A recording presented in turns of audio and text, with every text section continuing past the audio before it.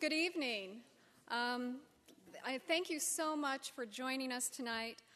I'm Karen Trundleman, Senior Scientist in the Scientific Department at the Getty Conservation Institute, and it is my pleasure to welcome you to tonight's panel discussion, Art as Evidence, the Scientific Investigation of Works of Art, which is being hosted by the Institute.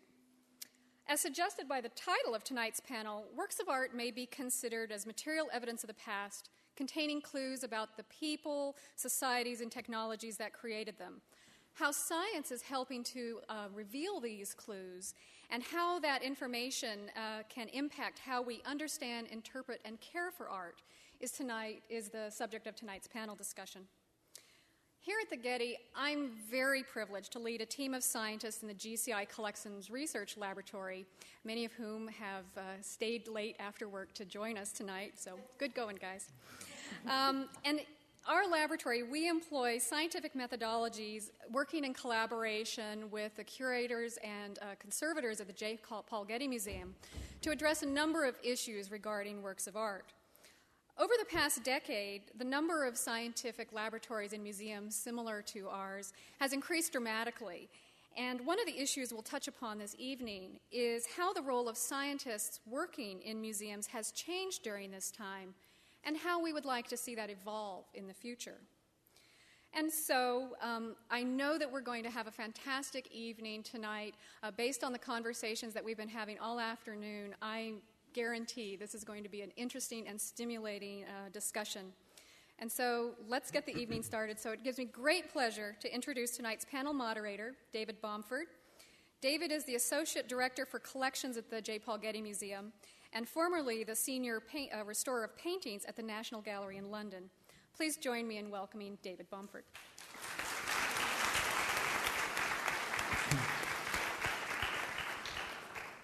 Thank you, Karen, very much. Can everybody hear me?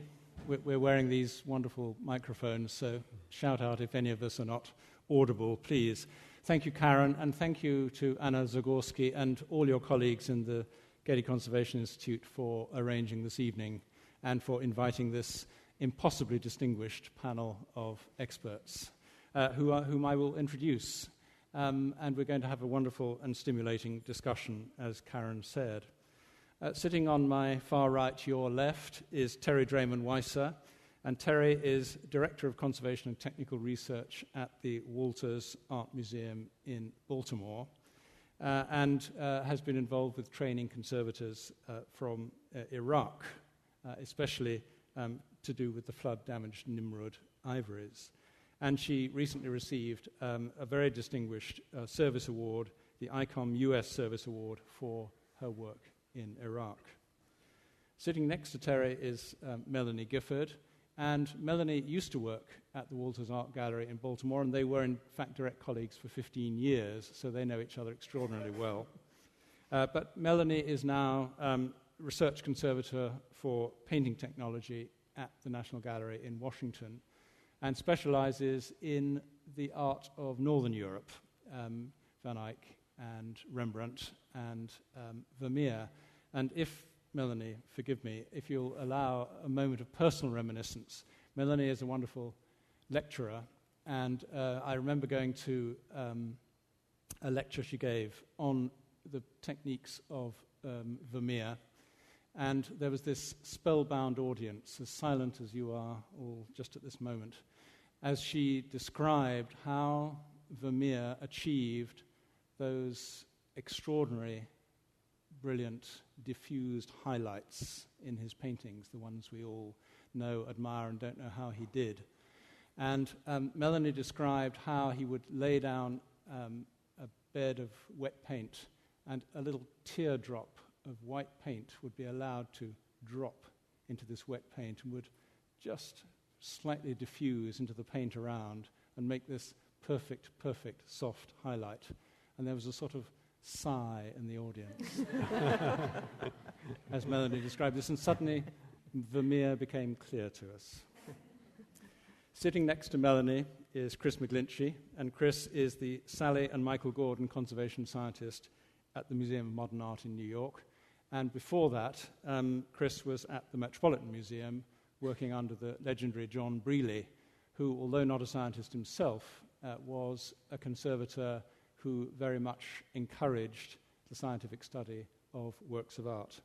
So in 1999, Chris moved to MoMA, and he is a conservation scientist there. He also teaches at the Conservation Center in New York and also in the School of Conservation in Mexico City. Chris also received an award this year, the Heritage Preservation Award for Distinction in Scholarship and Conservation from the College Art Association. So 3 wonderfully distinguished panelists for our discussion tonight.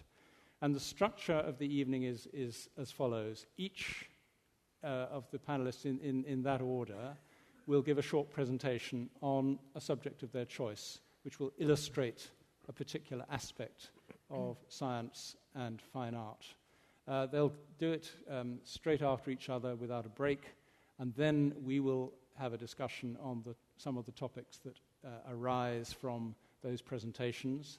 And then towards the end of the evening, I will invite questions from you, and I hope we can have a conversation between the floor here and the audience there. So without further ado, I'm going to ask Terry Dramen-Weiser to make her presentation at the podium. Thank you, Terry.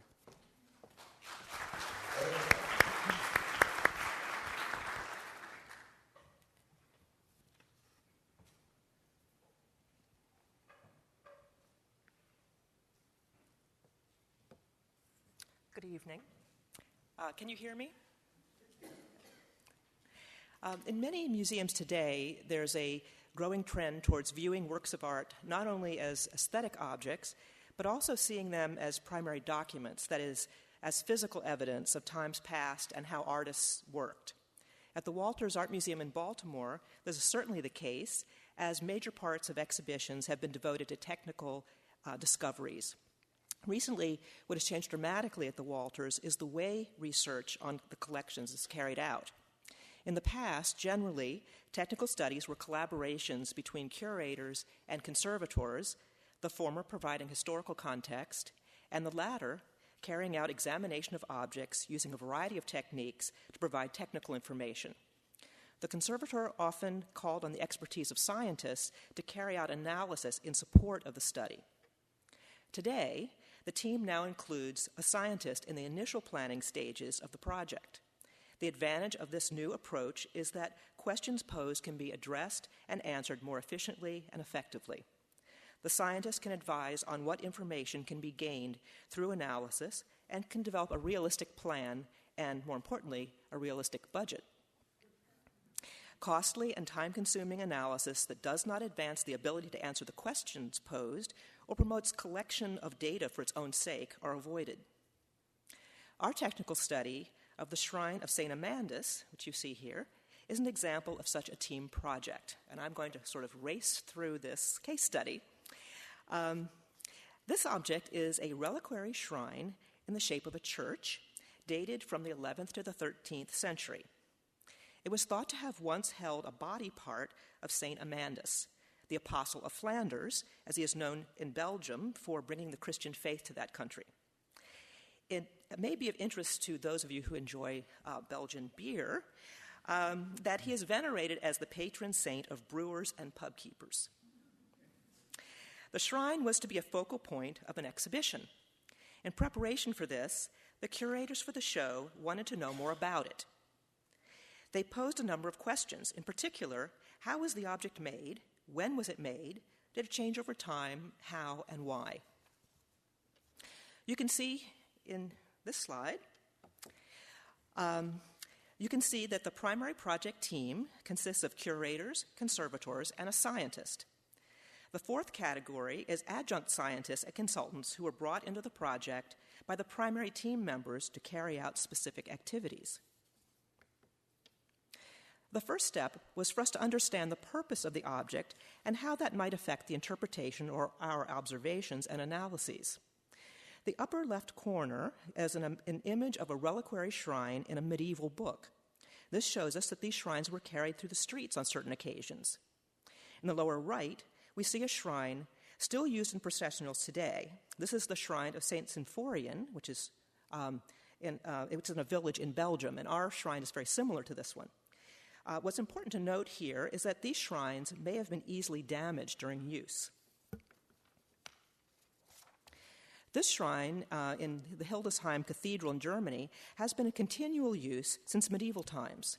It was of special interest to us since it has a documented history of restoration over the centuries.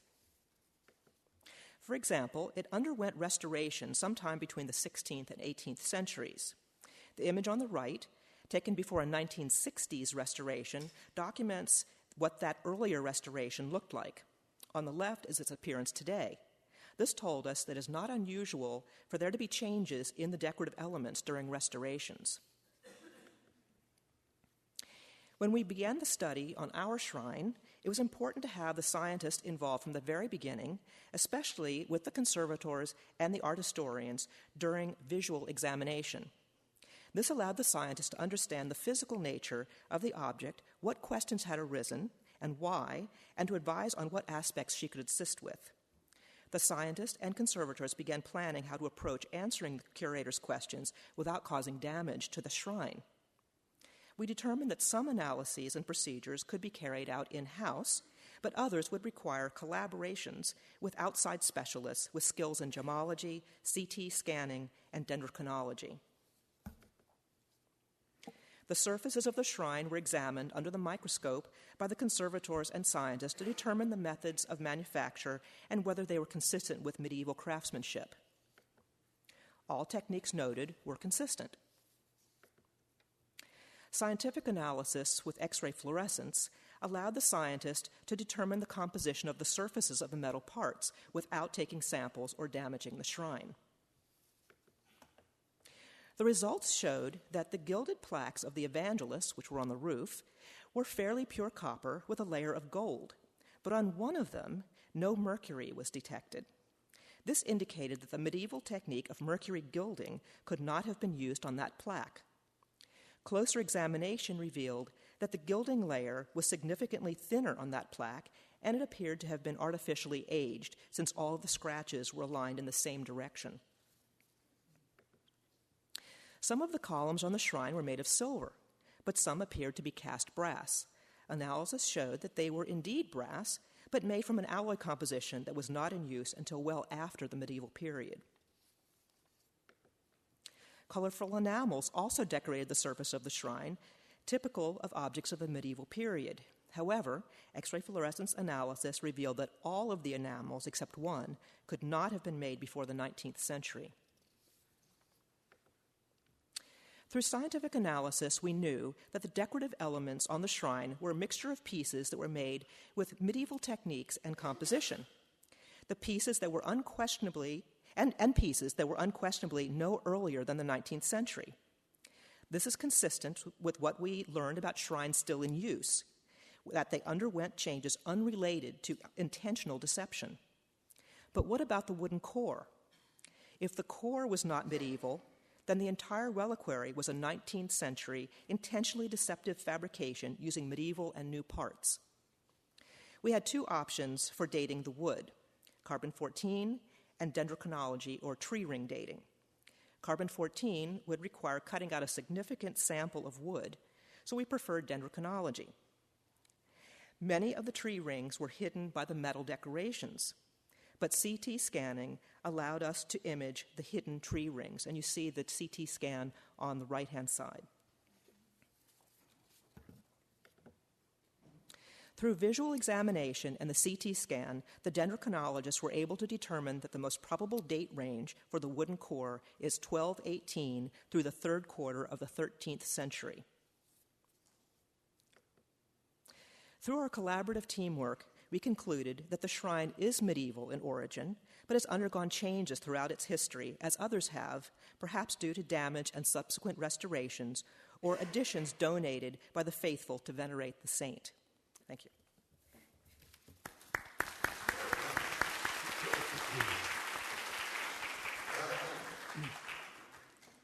Now, Melanie Gifford, please. Thank you.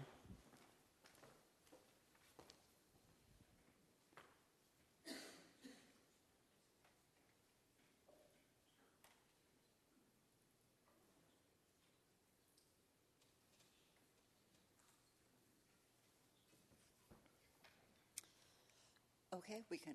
Thank you.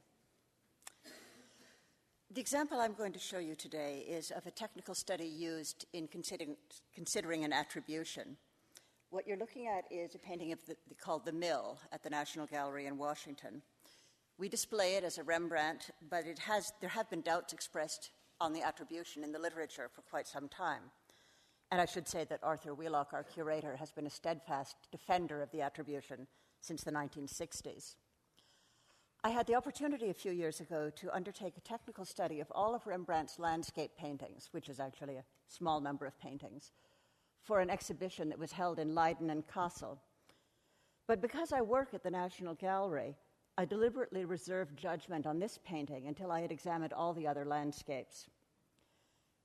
Today, I want to show you only one small part of the evidence I found, using just two comparatively low-tech methods of examination: infrared reflectography and magnified examination of the painting's surface.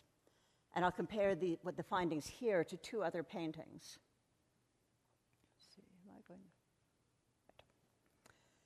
Let's start with a universally accepted landscape by Rembrandt, the Stone Bridge in Amsterdam. Rembrandt didn't prepare his compositions with an underdrawing like early Netherlandish painters. Like many of his contemporaries, he used a monochromatic painted sketch. And you might recognize the image from something like a Rubens painted sketch, which is done in a brown initially. For Rembrandt, the painted sketch was executed in two stages, first a brown and then a black sketch. Infrared reflectography is a technique we can use to visualize painting elements that are hidden by the final paint layer. Using a camera that's sensitive to infrared light, the light penetrates many paints, but produces an image of black-containing materials on the painting's surface. This infrared reflectogram, made by Arie Wallert at the Rijksmuseum, shows primarily Rembrandt's sketch paints, and a small amount of the black final paint. But it gives you an idea of what the painting looked like when he had completed the sketch. I think if you compare to this graphic work, The Three Trees, which clearly is a monochromatic work, you see a very similar thinking. For Rembrandt, the monochromatic painted sketch was more than a practical process to simply lay out his design. It was a unifying force in his paintings.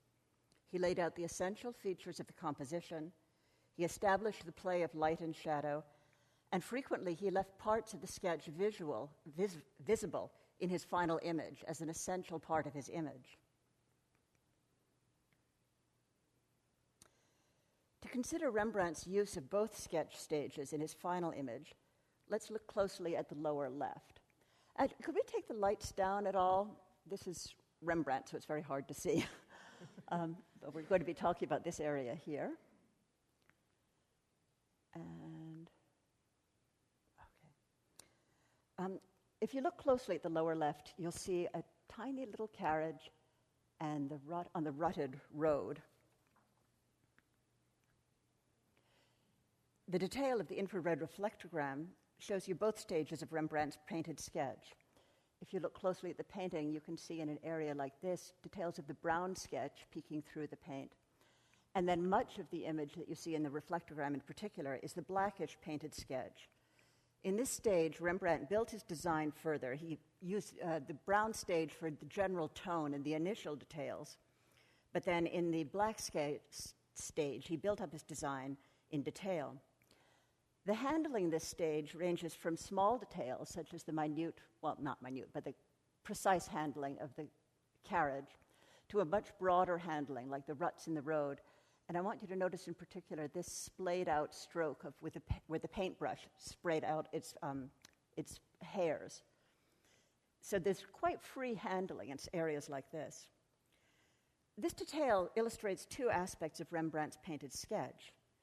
The figures in the sketch show the human interaction with the landscape, and that this was integral to Rembrandt's initial conception. It was there from the very beginning when he laid out the sketch. Some artists simply sprinkled figures onto their completed landscapes at the end, but for Rembrandt, it was an essential element. And here you can see that the carriage and the passengers and even the ruts gouged into the road by human action were all planned in the sketch.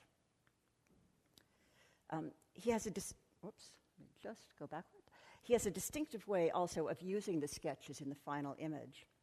You'll see if you look through a passage like this, comparing it to the black, that the final paint only partly covers the sketch, which peeks out at intervals. In this project, I also examined a small number of Rembrandt-esque paintings by artists in his close circle, landscapes that at first seem very similar to a painting by Rembrandt, but in which the effects were achieved by different processes. On the upper left, you see the landscape with the bridge in Berlin, which is a work by Govard Flink. Clearly, the compositions are closely related, but the painting procedures are not the same. The extensive dark surface details in the foreground of the Flink imitate the effect of Rembrandt's painted sketches, but they were not created with Rembrandt's brown and then black sketches showing through from below the final paint. Flink sketched out his composition only using a very transparent brown paint, and you see some of that peeking through here. But he didn't use the second black sketch as Rembrandt did. Instead, all the black details, including the figures in this painting, are not incorporated into the sketch, but are added on at the end. The similarity to the sketchy quality of a Rembrandt landscape is only a superficial resemblance.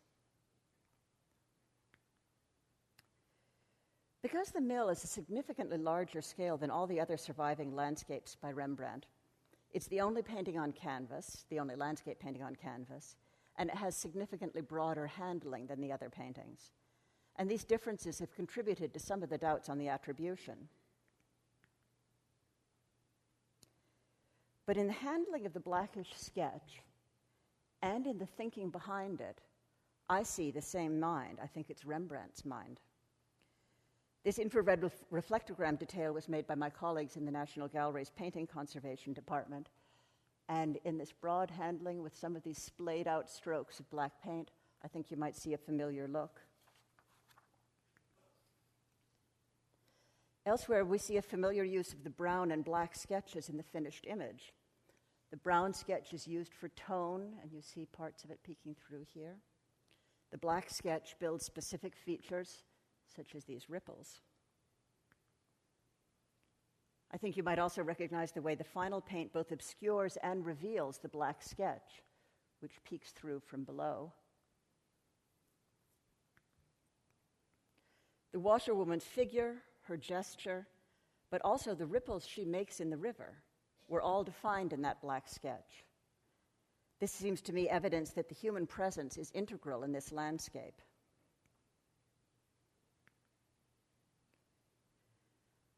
This seems to me not a conclusive, but strong evidence that Rembrandt's mind was behind this work of art.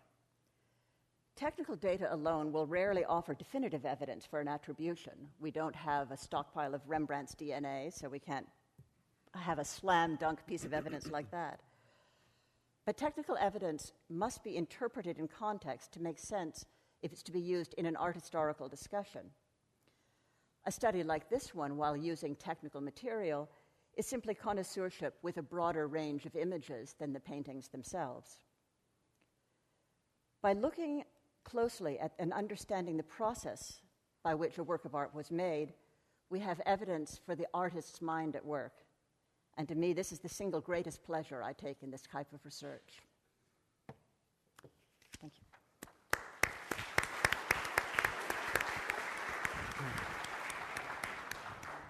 Now, Chris McGlinchey.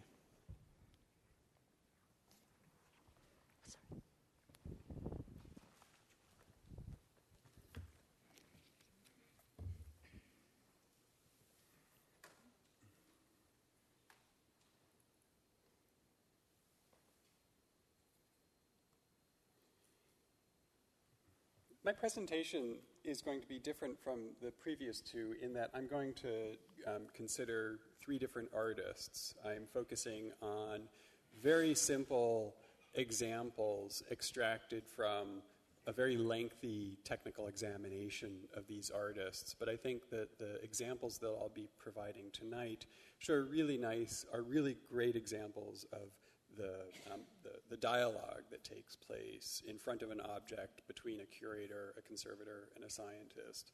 So I'm going to start with Vincent van Gogh. And this painting was in the Paintings Conservation Department for examination just prior to the exhibition Vincent van Gogh and the Colors of Night. And what's interesting about this painting is, and bear in mind, a catalog was being written at the time this discussion was taking place. The curator looked at this and suddenly thought, my goodness, that gray, was that faded? And what went from a hypothesis of this might be an issue suddenly became very plausible to the curator. And what impact does this have on our appreciation and our understanding of the painting? And, curators have very fertile imaginations and try to get a sense of what it looked like.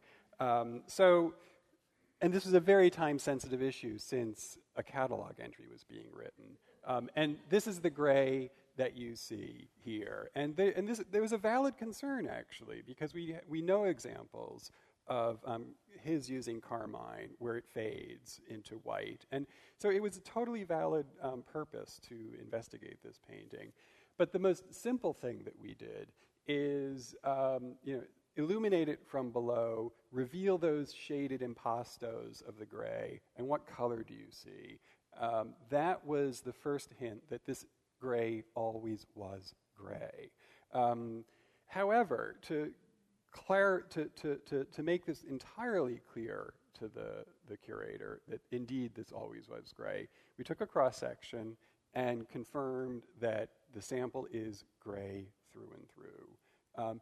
Very simple. I'm not here to impress you with fancy scientific methods, but that is one example of how a dialogue ensues while in front of the painting.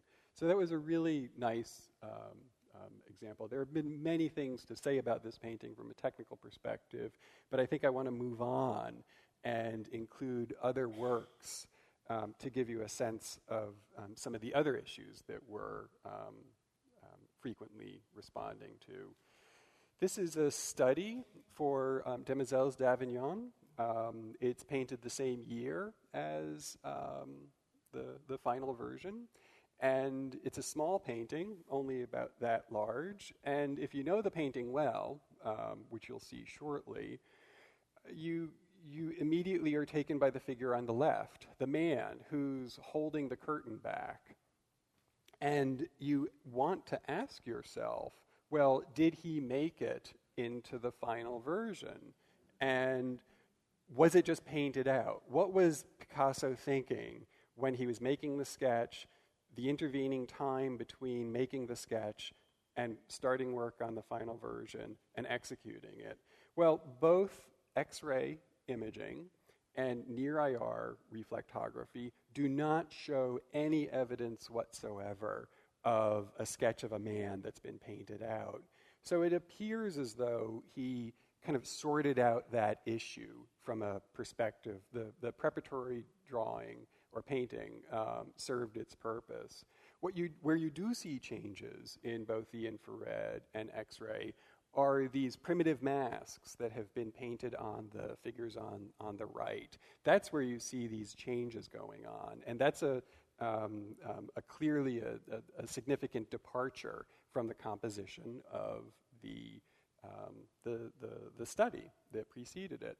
So it really is X-ray imaging has been around since the very late 19th century. This is not a presentation about rocket science, but again, it is a presentation about how this dialogue occurs in the conservation environment between science and curatorial, effectively influencing issues of connoisseurship. The last thing I want to talk about is the Curators paintings. This is a painting that is very important to Curators. In the mid-1950s, he refers to it as the point where his experimentation with this commercial paint called Duco, a cellulose nitrate paint lacquer, all began. he points to that painting as where he began experimenting with this particular paint.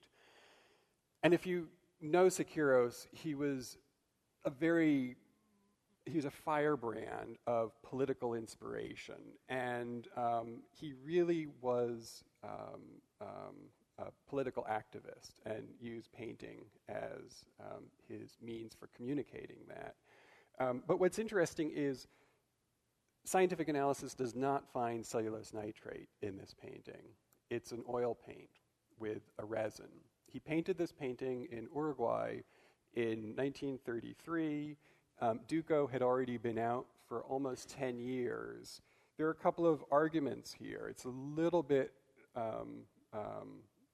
one argument could be that the store that he went to thought that he was using not so much Duco, but a product that was being sold like it.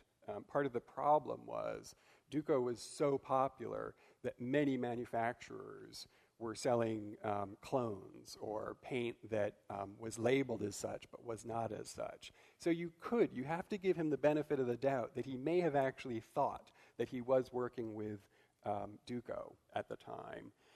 But what is interesting about this painting is that it really doesn't look, he might have been thinking about it at the time, but it doesn't have the characteristics of Duco, and I'm going to show you shortly a painting that does.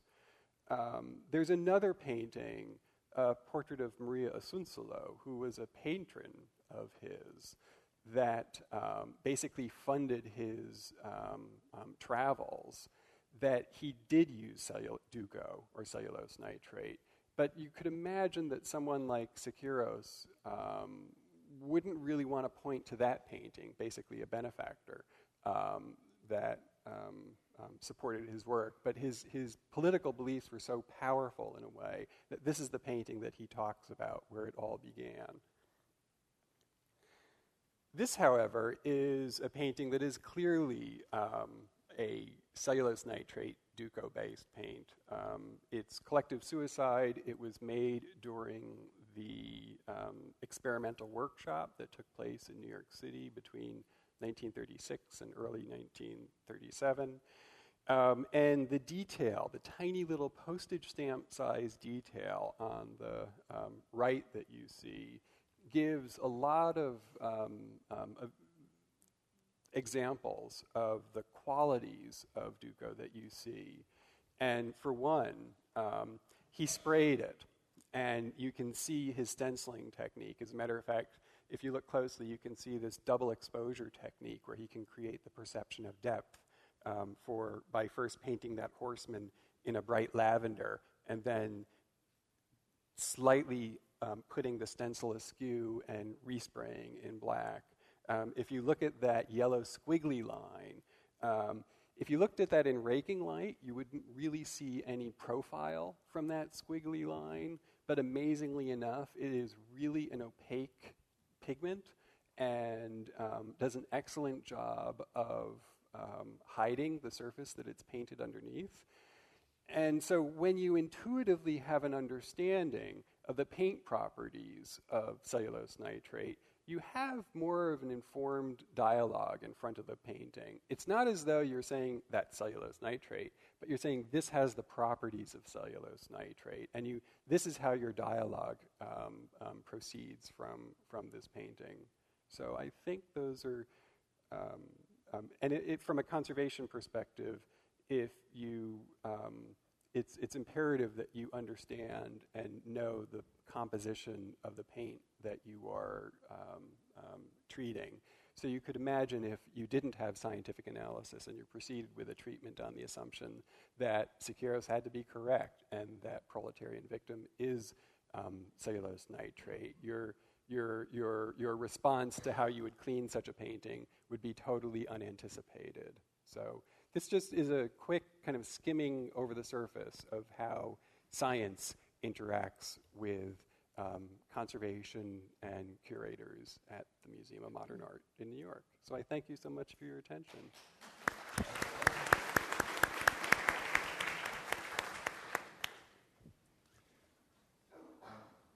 Thank you to all three of you. Now, what we touched on in those three presentations were aspects of authenticity and of authorship and of artistic intention.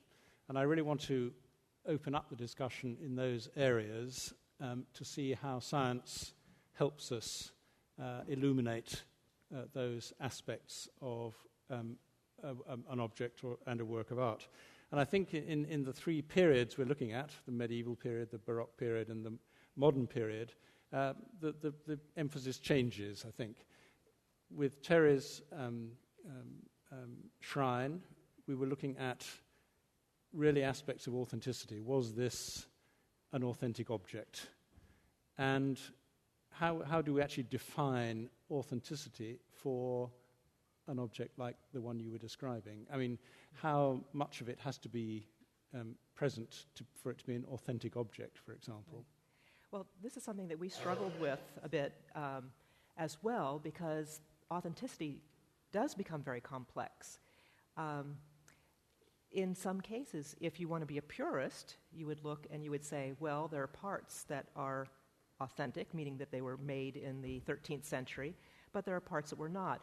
What we had to think about was intent, and that this kind of object was kind of a living object that had a living history, went through changes. What science couldn't tell us was the intent of the change. We worked that, and that's why it's so important to have a team working on it. If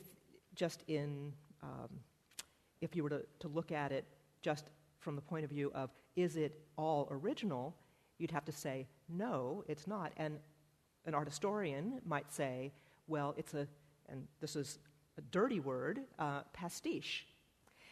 On the other hand, because the changes had to do with the history of the object and the changes that it went through, you could say these are changes that were not intended to be deceptive.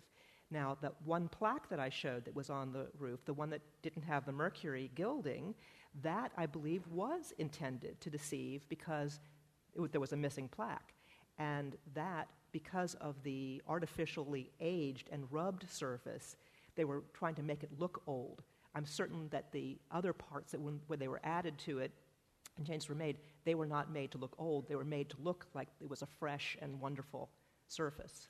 Now, in investigating that, have modern scientific methods given you more information, or really are you using pretty traditional scientific techniques to examine something like that? Is it getting more and more easy to investigate something like that shrine? Well, in this particular case, first of all, we didn't want to take samples unless we had to. We ended up using very traditional techniques that have been available for a long time. I'd say that the most innovative part of it was doing the CT scan in order to do the tree ring dating, because you couldn't see the tree rings. You could see some on the interior, but you couldn't get the full breadth of them. And by using the CT scan, we were able to see more rings, which allowed the dating of the piece to be more accurate. The part that is important about what the science is giving us is identifying the materials, whether or not it's consistent, but also when it comes to the treatment on the piece, knowing what we're dealing with and what is appropriate and what is not. Sure. Let's turn to Melanie and Rembrandt. And I should just put in a little advertisement here, because next week one of the great Rembrandt exhibitions of the decade is opening here at the Getty Museum, and that is a Rembrandt drawing show called Rembrandt and His Pupils Telling the Difference. And it compares, much as Melanie did with paintings, drawings that are indisputably by Rembrandt, and drawings that are now considered to be by his pupils. And the curators of the exhibition have very brilliantly found pairs of drawings that show very similar subjects, one by Rembrandt and one by a pupil, and demonstrate in the exhibition, which you will all come to, how you tell the difference. Is it handling? Is it the way that the artist uses a quill or a brush or a piece of black chalk? And very similar arguments apply to the paintings that Melanie was talking about. And this is not authenticity, this is authorship. All these things are authentic paintings or authentic drawings. It's just that we are debating exactly who they're by. So, Melanie, perhaps you could develop that theme of authorship in Rembrandt and his school. And well, I think that what's been a tremendous influence on technical studies being woven into the study of art history in a more traditional sense is the work of the Rembrandt Research Project for the last 40 years. And what's really interesting is that the Rembrandt Research Project undertook a coherent study of Rembrandt's work, and were going to be using a lot of technical material, and they thought they would straighten out authenticity. They thought that what they would do was distinguish between Rembrandt's genuine paintings and all this sea of 19th century fakes that they had been identified in various collections. And I think at the end of the study, there's something like 3 19th century fakes left, and virtually all the rest turn out to be perfectly genuine 17th century paintings that are within Rembrandt's circle or made by associates working a little bit outside the workshop. And so the whole notion's become not how do we tell a real painting from a fake, but how do we distinguish one artist from another when they all have the same materials, all practice the same basic techniques. And then you have to work further to, as I was trying to show, think about what are the artistic intentions, what's the mind behind these techniques, and what kind of effect is this person trying to create. And there you're looking for all stages of creation, not just the end result. And that's one of the big things about technical studies, that you're looking through the entire painting process. And what we're trying to illustrate here is what philosophers call the process of induction, which is that you take a group of works of art that you are pretty confident by a certain artist, and you study the sort of repetition of techniques in that group. And then you assume that if you find that technique again, you are probably dealing with the same artist. So you're trying to establish a pattern of working, a pattern of behavior, and then by an inductive reasoning, you say, well, if I find that pattern in another example, that is probably going to be the same artist. But, of course, as philosophers will tell you, there is a problem of induction, that it doesn't always work, that actually there are exceptions, and sometimes it doesn't actually follow. I mean, there's the famous story in Bertrand Russell's Problems of Philosophy, where the chicken on the chicken farm gets up every day, and the farmer comes in and gives it a nice bowl of corn to eat. And it thinks, well, every morning at sunrise, I'm going to get a bowl of corn. And then one day, the farmer comes in and wrings its neck. And that chicken was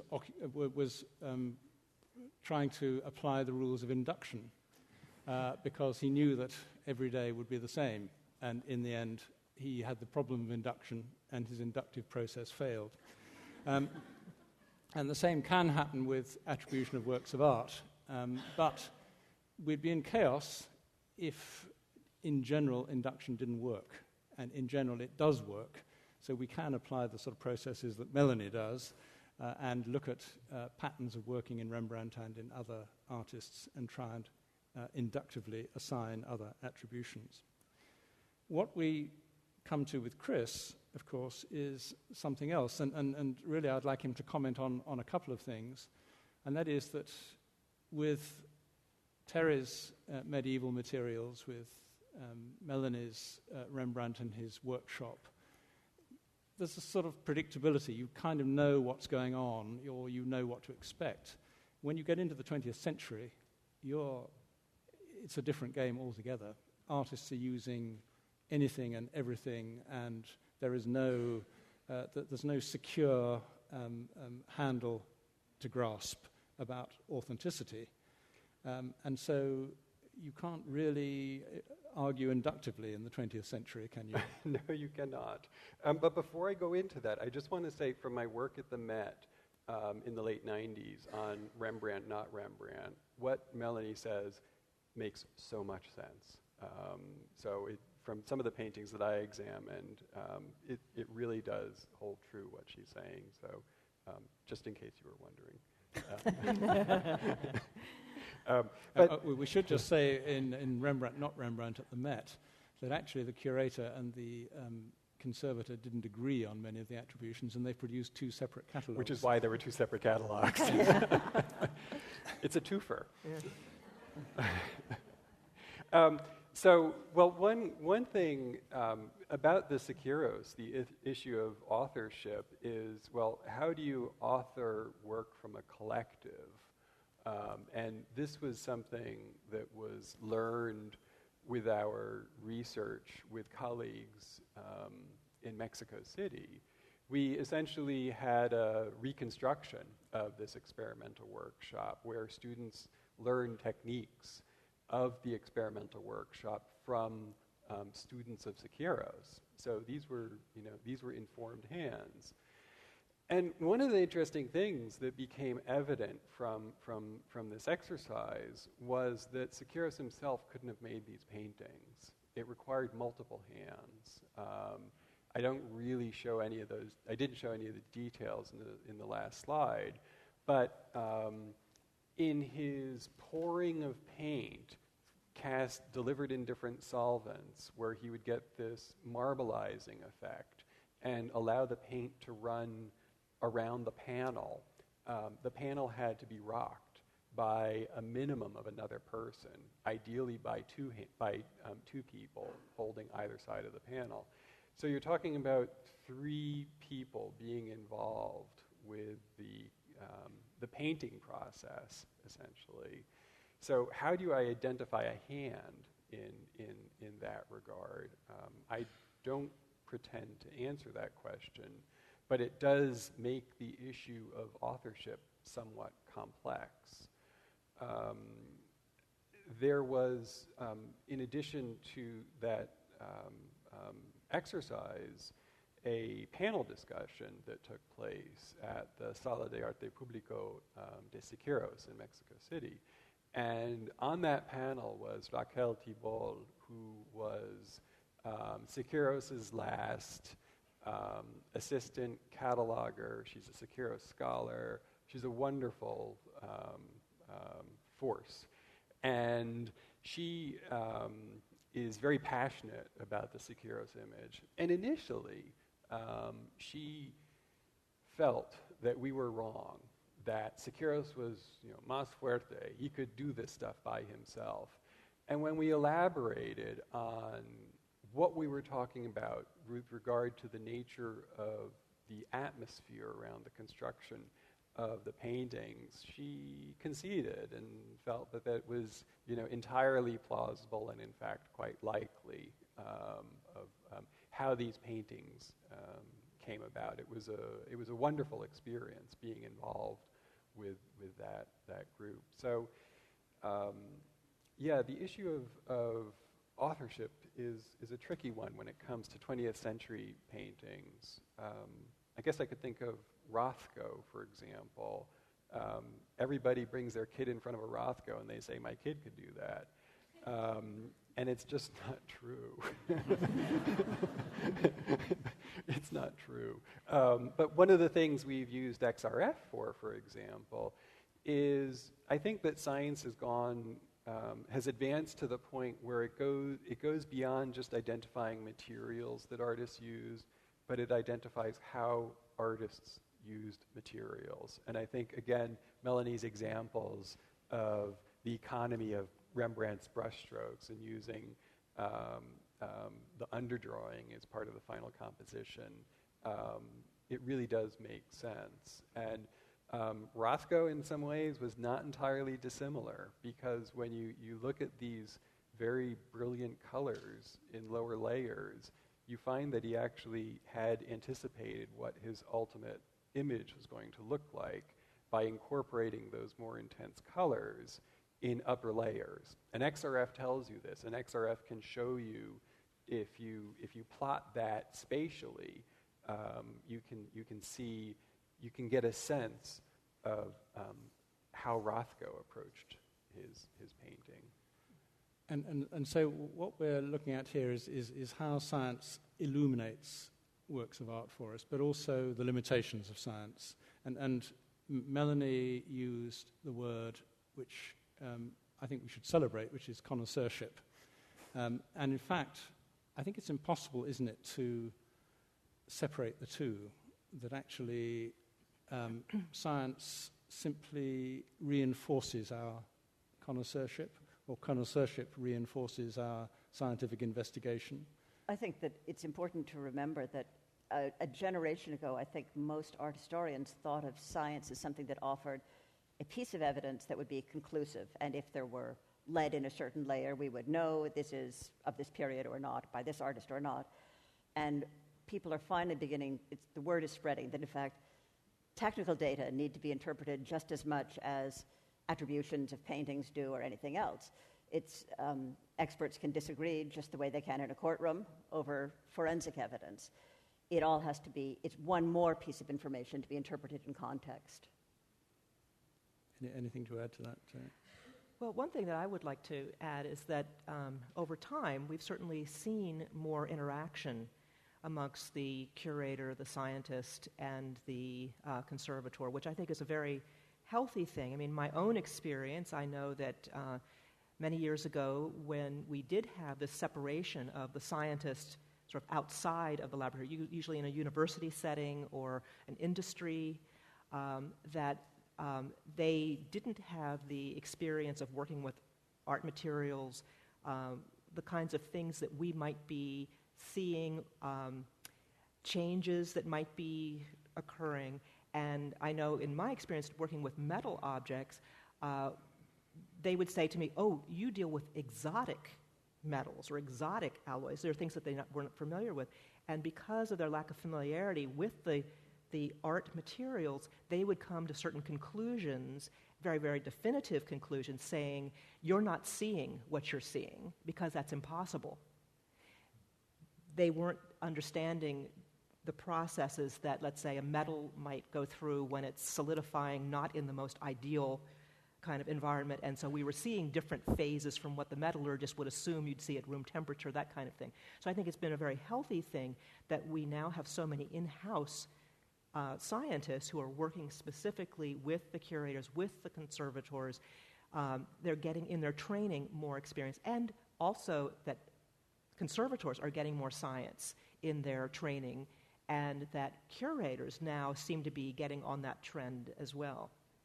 I think what I'd like to ask you is the development of science helping us in any way? I mean, if you all came here because you saw this event advertised on the Getty website, and this was written by Karen, so it's a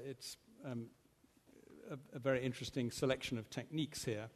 And it says scientific technologies such as polynomial texture mapping, X-ray diffraction, X-ray fluorescence, electron microscopy, atomic force microscopy, ion beam techniques, synchrotron radiation spectrometry, and multispectral imaging, to name but a few.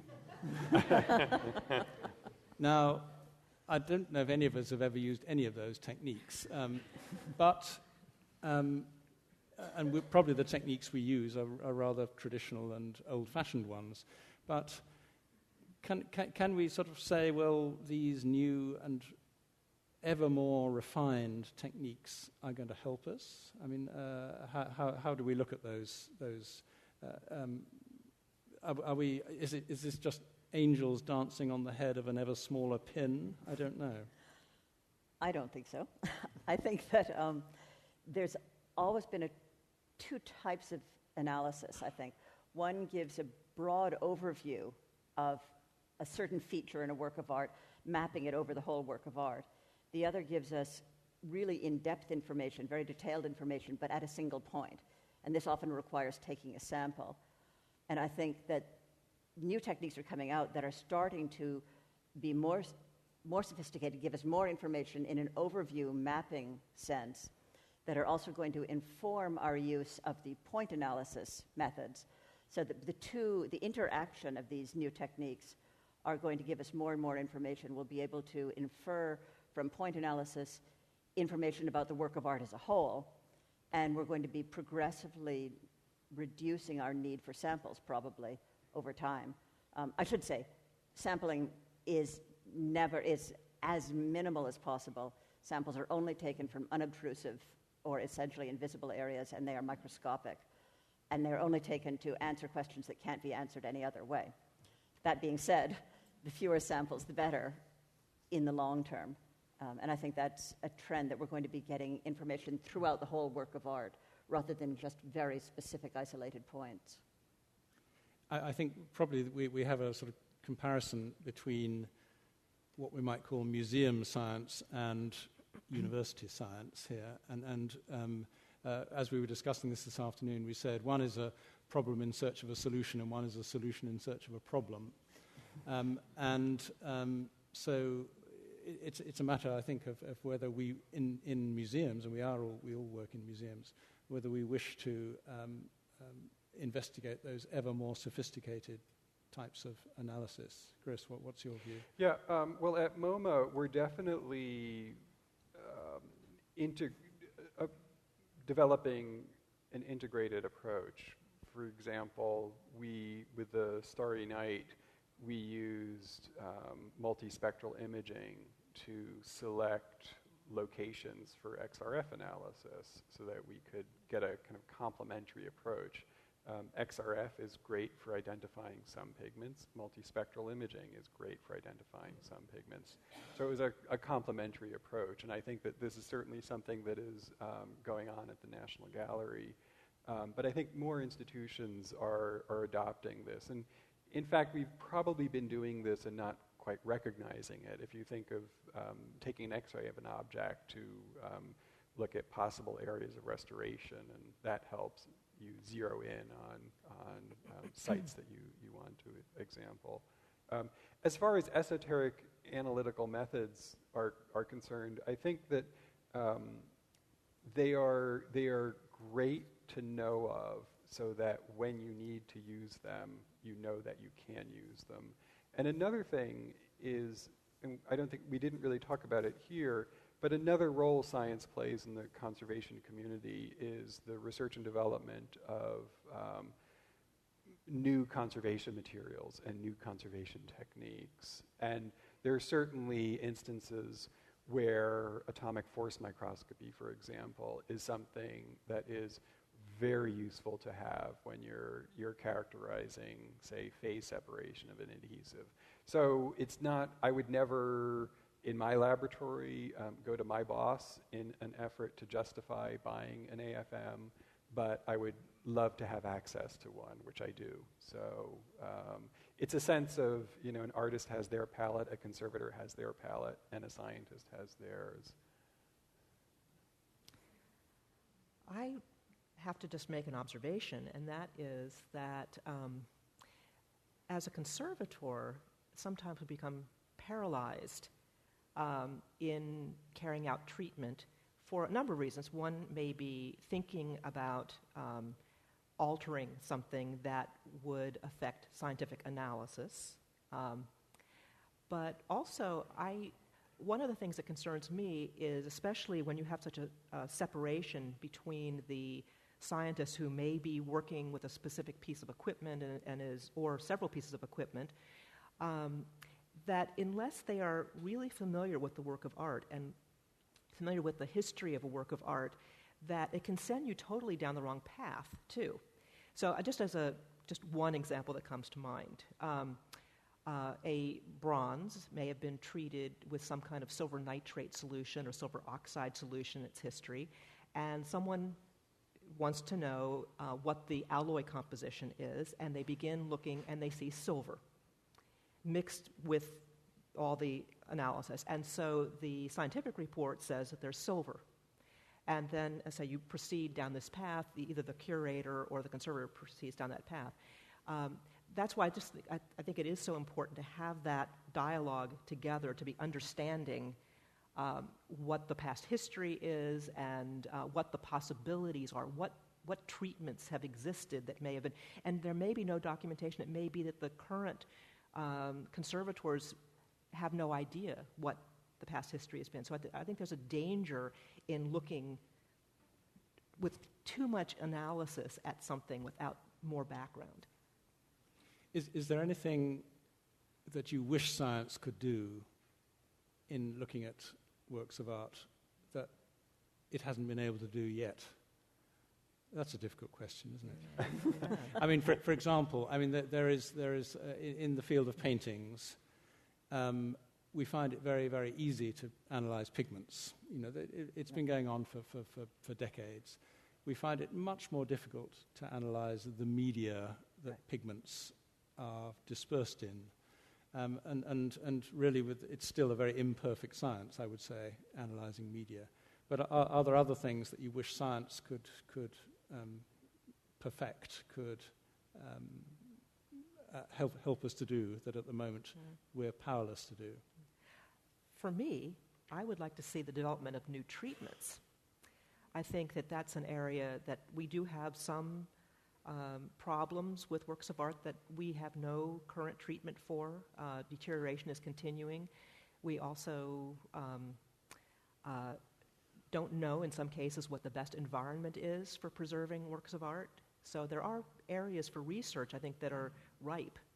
And I don't know how one brings the scientists that can perform these areas of research together with the individuals who have the problems. That's I think, a problem. Optimal storage condition for a broad range of objects. If you think of the Museum of Modern Art, the greatest diversity in media comes from the architecture and design department. And I'm not joking. You name it, it's in that department. And there are, objects that are off-gassing compounds that are offending other objects. And having a total awareness of this, if you could envision a matrix of reactivities and sensitivities, would be so valuable.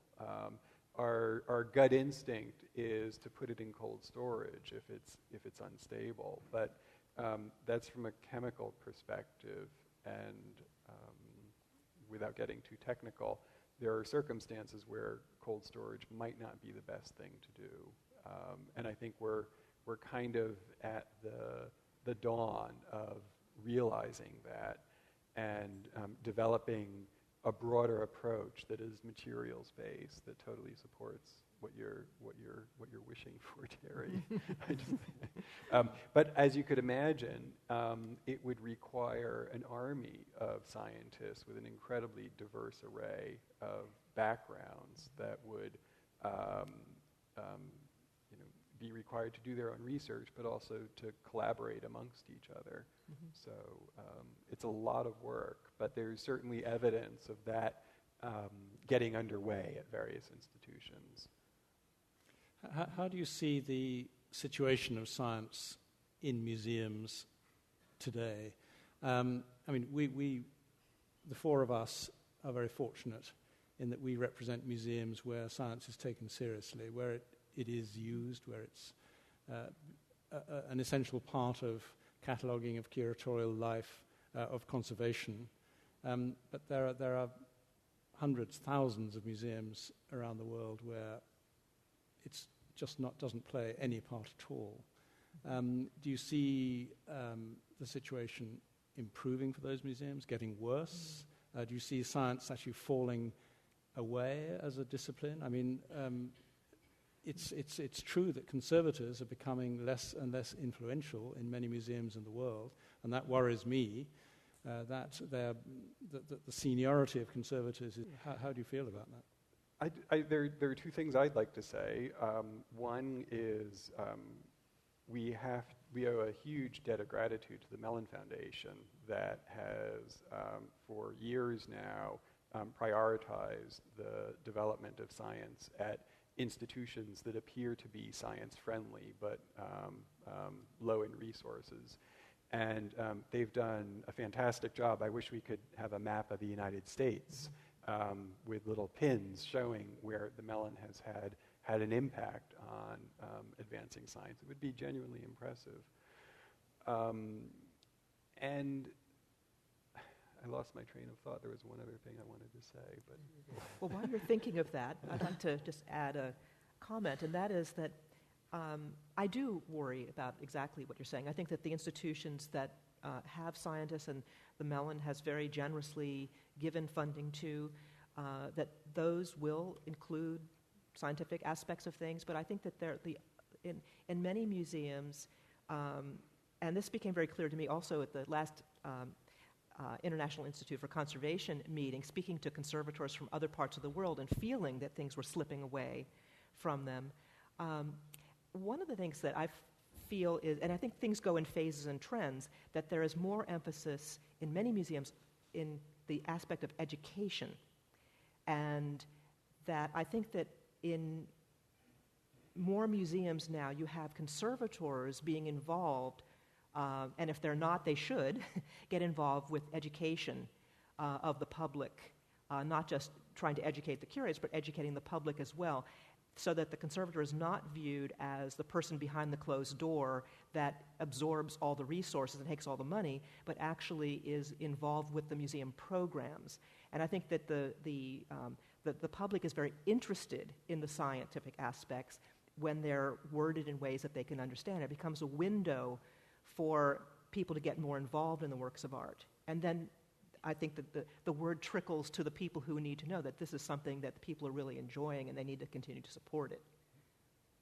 Yes. I'd like to actually take one or two questions from the audience, or one or two comments from the audience. If anybody's brave enough to start us off. There are microphones either side. Just raise your hand. There's a lady here in green who... you'll need the microphone because we're recording this. Thank you.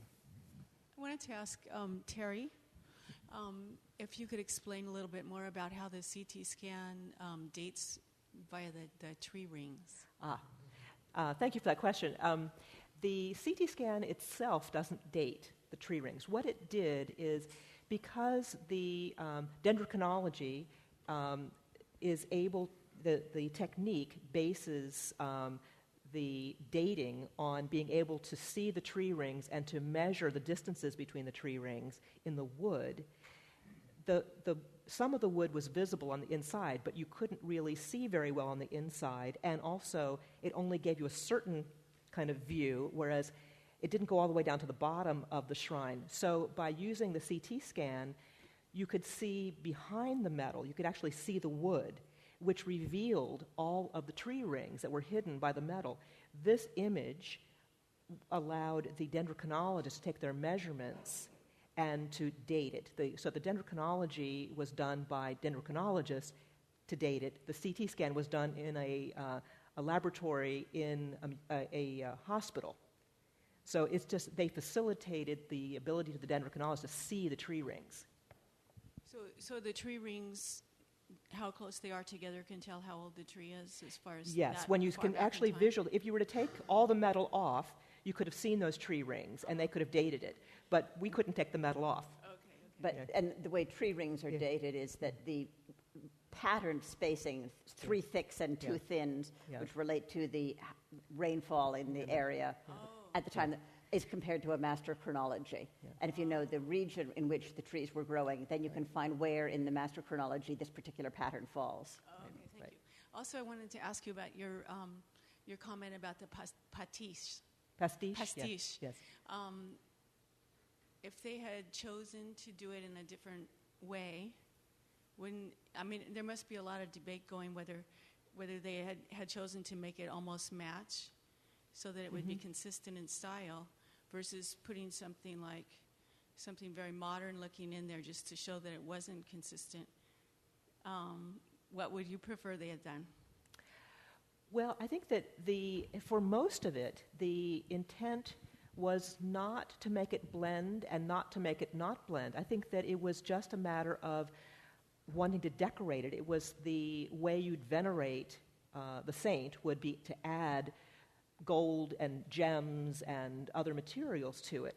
And they did not feel that the original was precious the way we think of, something has to be precious. It has to be original to be precious. The wooden box, was precious because that was it was in contact with the sacred part. the decoration it changed over the years, and it changed not only, I'd say, because for economic reasons, somebody may take parts off, they might have been sold or melted down, or other parts were put on throughout its history. You then have the restorations that are done that there's no, these earlier restorations, there's no feeling that you'd be putting back what was on there before. It's whatever is acceptable at that time is put on there. So gems were changed, the designs were changed, everything was changed. Now, there were changes that happened later, and I'm going to just mention one thing that I didn't get a chance to mention in my talk, and that is we found that on one side of the shrine, there were some areas of exposed wood, and on the exposed wood we could see nail holes, and we could see the impression of a gem and a little plaque. And I had a very talented, very smart intern who's sitting right there at the time, and we did templates of the plaques on one side, because we started seeing that there was a relationship between the plaques on one side and these gaps on the other. And we realized that when we measured them, the plaques on one side had been robbed from the other side, and we could see the impressions of them. They fit perfectly. The question was why? Why did they take them from one side and put the other? And then we found a photograph of the reliquary in the window of an antiquarian shop, which was taken in the early 20th century, just before it was purchased, and there it was. That one side that everything had been moved onto was the one in the window.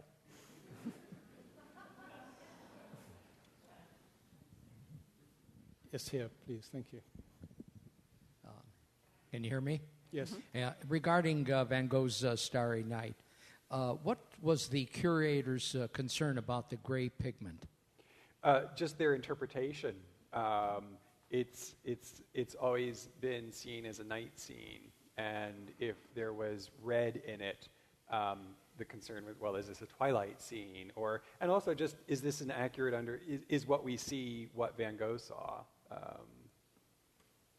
If you know the Van Gogh Iris painting at the Met, it has a white background. It had originally a bright pink background, and this was certainly something that happened well before it entered the Met's collection, and something that you just don't forget. Thank you. And it has to be said that actually scientific technical examination can tell us a huge amount about how artists work and dispel certain mythologies. For example, the whole mythology of Impressionist painting, that idea that Impressionists just worked from a single impression in a single sitting in a couple of hours. In fact, the more we look at Impressionist painting, for example, the more we realize how layered and complex and time-consuming actually many of these paintings were to make. That Monet would come back and revisit paintings over and over and over again, and there are layer upon layer of dried paint that he worked over as he was making his pictures. So, and he, for example, told one of his biographers that he never worked on anything except a white ground. He said, who would work on anything but white? And of course, we know that a great number of Monet paintings, you only have to look at them, are on beige, purple, all sorts of different colored grounds. We know, going back to Rembrandt, what was going on in the Rembrandt studio, because the simplest of examinations tell us fascinating stories, like the fact that there are copies made of Rembrandt paintings while they're in progress. So we X-ray a painting of Rembrandt, and we see features in the X-ray that are not now visible and that were not visible when Rembrandt finished the painting. And then we find a copy done by a pupil in which those features are visible. And so we know that all the time in the studio, in the workshop, he was setting his students, his pupils, exercises, copying exercises, saying, why don't you copy that painting over there, which he hadn't finished yet. and the copies record his paintings at intermediate stages. So the simplest of scientific examinations, the simplest of technical examinations, are revealing these extraordinary moments, these extraordinary narratives, anecdotal evidence of what was going on in the studio. I don't know whether you wish to add anything to that story, but... Just generally, the whole notion of authenticity, I think, has expanded in the past generation or two. And one thing we now know is that, for example, in Rembrandt, again, we have to broaden our perspective on what is authentic. If a painting was completed in Rembrandt's studio by one of the associates, was made using his techniques, made to look like a Rembrandt painting, and if Rembrandt signed it, which he often did, and if it was bought by someone who was quite happy with their Rembrandt, who are we to say it's not a Rembrandt? So. And of course, you had this whole problem of authenticity in the 20th century. If an artist authorized, and I'm thinking of Warhol here in the current debate in the New York Review of Books, if Warhol authorized a print and indeed signed it but didn't make it, is that an authentic Warhol or is it not? Many contemporary artists working in their studio today are relying heavily on highly skilled technicians to execute their ideas. So, any more questions from the audience? Yeah, comments, questions. Here.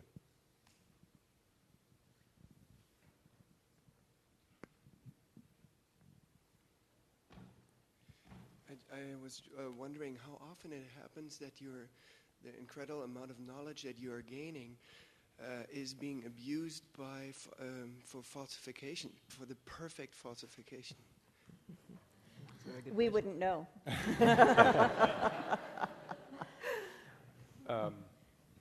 Well, this being LA,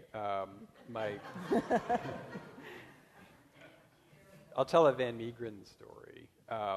I was asked to read a screenplay for an updated version of that story. And it had a lot of technical flaws, and I really got into editing it and said, well, make these recommendations. They should do this, they should do that. Interestingly, in terms of outright fakes, like from my Met days, whenever we would do a technical investigation, from looking at 19th century paintings, my sense is that I'm thinking of Christ of the Man of Sorrows, a small panel painting that was a badly damaged relic from the 14th century that had been, kind of made whole in a very heavy-handed way in the late 19th century.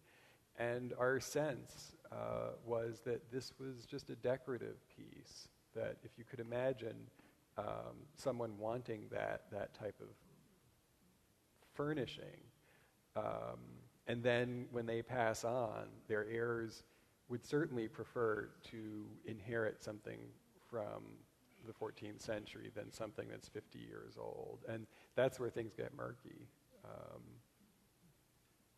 I think that generally forgeries, outright forgeries, tend to be still today fairly low level, where they get the least attention.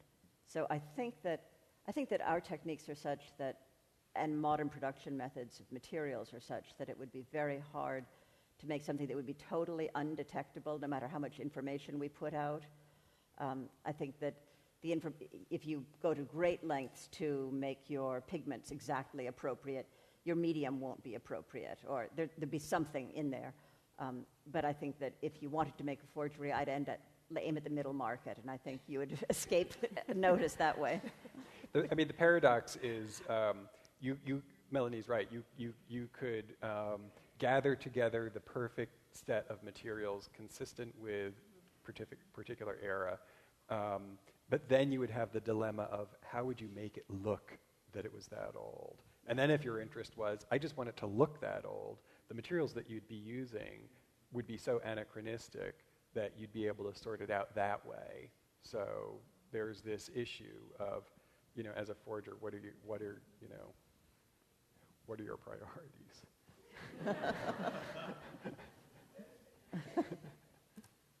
There's a hand up there, please.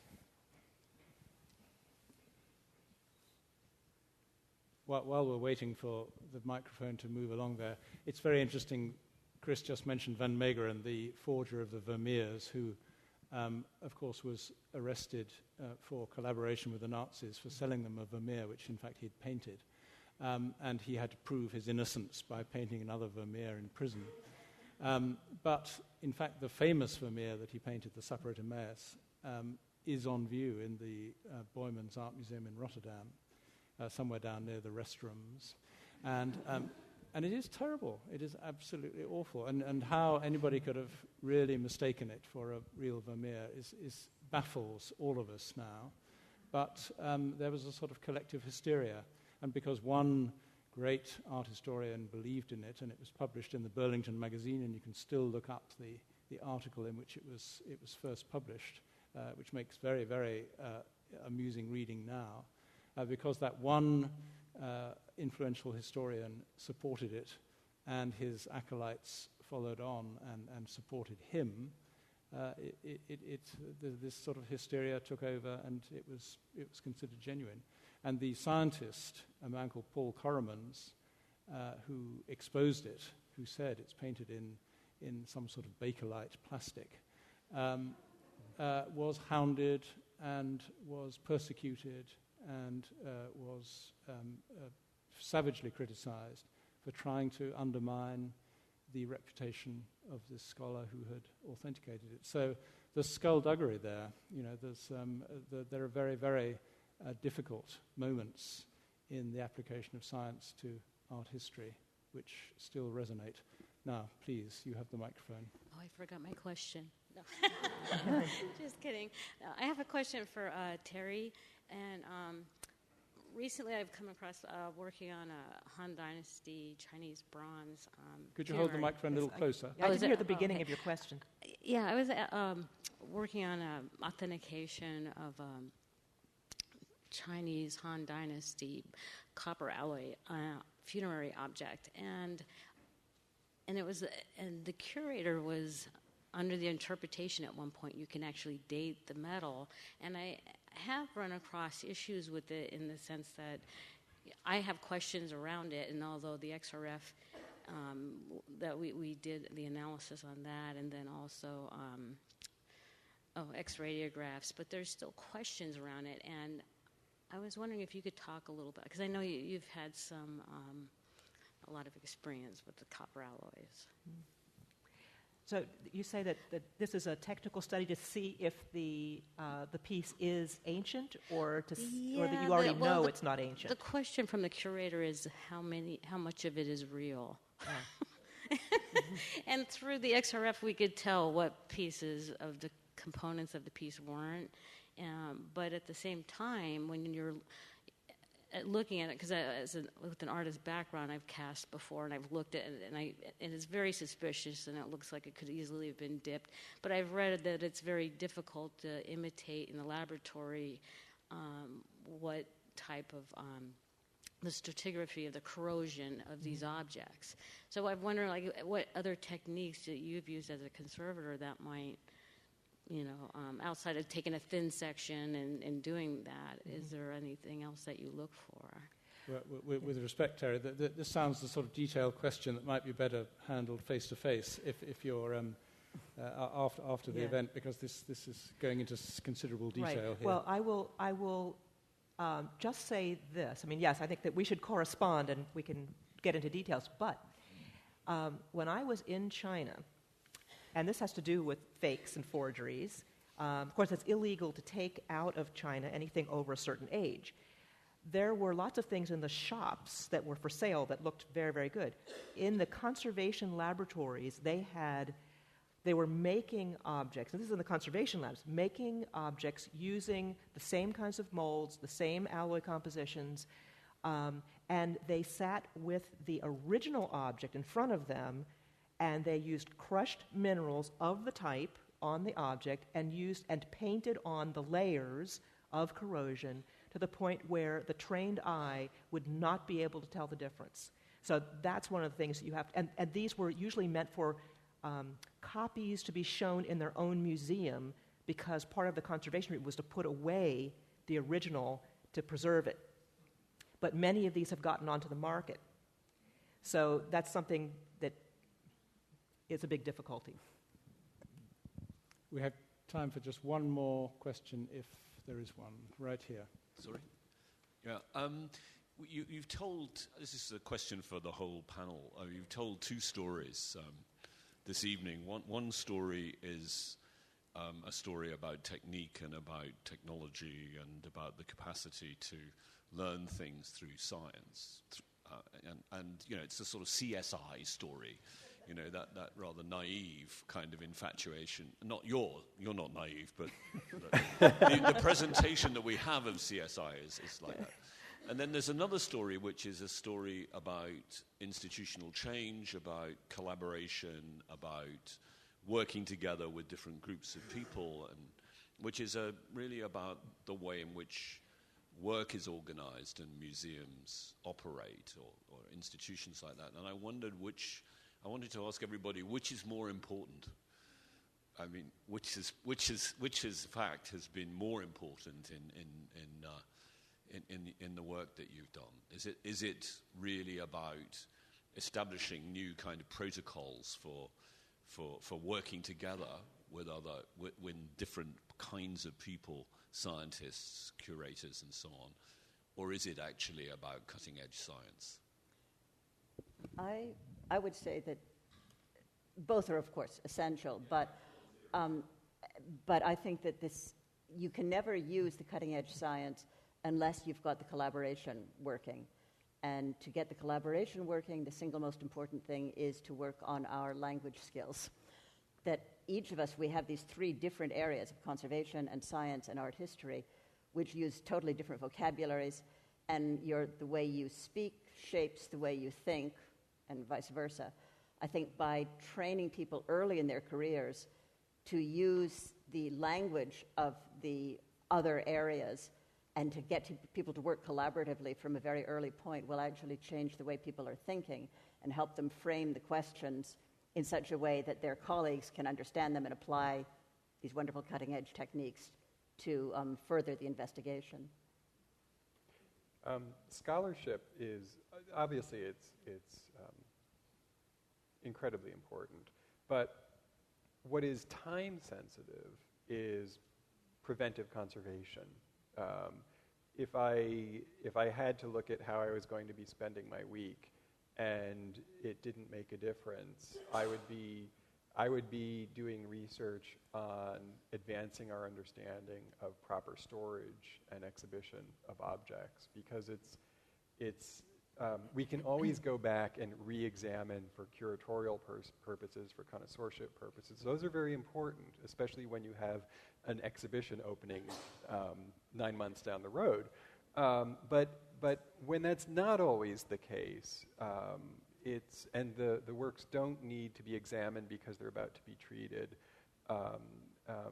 Researching preventive conservation probably rises to the top, at least for the work that I do and at the institution that I work at. I think, yes, Terry. I think you have to think about what the purpose of the scientific investigation is. I think if you don't have the collaboration that allows you to interpret the information in the end, doing the science in a vacuum, I think, is not going to give you necessarily the right answers. There is a sort of taxonomic tendency of scientists just to accumulate data. And that is not a bad thing in itself, but essentially in the museum context, the data has to be there for a reason. And I think that the best museum conservation scientific departments assemble data and then use it creatively and constructively to illuminate the works of art in their care, or to assist the conservation of works of art in their care. But just accumulation of endless data there's very little point to it. And I think what we have here are three brilliant and creative scientists and conservators who use science in the best possible way. And I would just say that our last questioner was John Brewer, who has written this great book, which I recommend to you, called The American Leonardo, and it is an examination of one of the great attributional puzzles of the 20th century. John will be around afterwards, and I'm sure will answer your questions, but The American Leonardo is a book well worth reading and will actually tackle quite a lot of the interesting points that we've raised tonight. Meanwhile, to my three distinguished colleagues, thank you. Thank you to you. There is a refreshments afterwards, and I thank you all very much for coming. Thank you.